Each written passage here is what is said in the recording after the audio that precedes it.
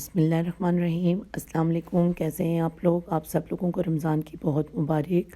मैं हूं आपकी शेफ़ रिज़वाना। आज हम बनाने जा रहे हैं कच्चे कीमे के कबाब। 1.5 किलो कीमा ले लेंगे हम। इसके साथ ही लेंगे हम 2 अंडे। भुने हुए चनों का आटा लेंगे हम तकरीबन 4 चम्मच। दाना और नमक का 1 बड़ा चम्मच। आधा चम्मच लौंग गरम मसाले का 1 बड़ा चम्मच।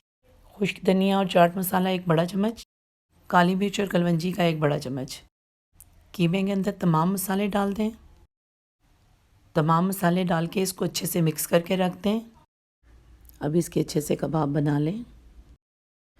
ऑयल को पहले से ही गर्म कर लें। इसके साथ ही इसमें एक एक कबाब डालें और इनको अच्छे से फ्राई कर लें। कबाब तैयार हैं। आप इनको घर में बनाएं। मुझे कमेंट करें कि ये कैसे बने हैं। मेरी वीडियो को लाइक और शेयर करें और प्लीज़ मेरे चैनल को सब्सक्राइब करें।